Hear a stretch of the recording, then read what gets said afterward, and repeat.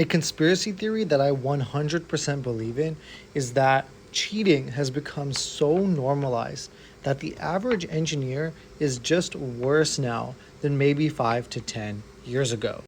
We're seeing doors fall off of planes. We're seeing medical devices being released, like blood glucose monitors that don't give you the same measurement as other brands that are on the market. That's a matter of life and death, right? Because if someone with diabetes uses one blood glucose monitor versus another, follows the recommendation of one of them, injects insulin at the wrong time, they could die. And I swear this wasn't a thing a few years ago, because the best example I can think of is, why do people think that you should go buy an old car, a used car from like 2010 to 2018, because they're more reliable? That just adds to the validity of the point that engineering was just better a few years ago.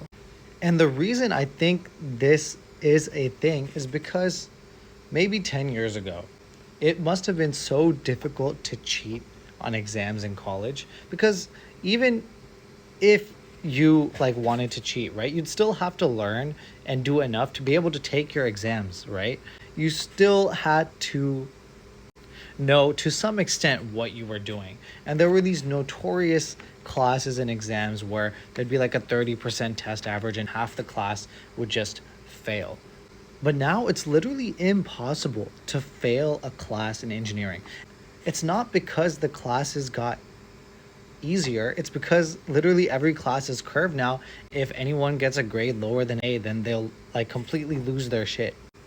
And I know cheating still happens because I've literally seen it happen in front of my very own eyes. People don't ever fail. Literally every single person who wants to do engineering and can afford to go to college will get an engineering degree, and those are the engineers that we have, and those are the people who are in charge of building our planes, our cars, our medical devices. Can you see how this could be a little bit of a problem?